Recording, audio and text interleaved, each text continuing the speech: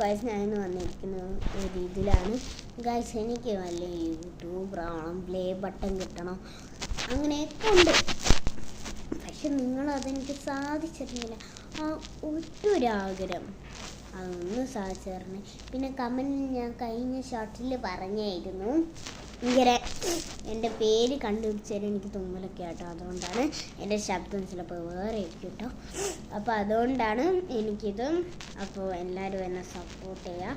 പേര് ഞാൻ നെക്സ്റ്റ് ഷോർട്ടിൽ പറയുന്നതായിരിക്കും. അപ്പോൾ എല്ലാവരും ചോദിച്ചു ഒന്ന് കമൻറ്റ് വായിച്ചിട്ട് എൻ്റെ ഇതായിട്ട് പറയുന്നു.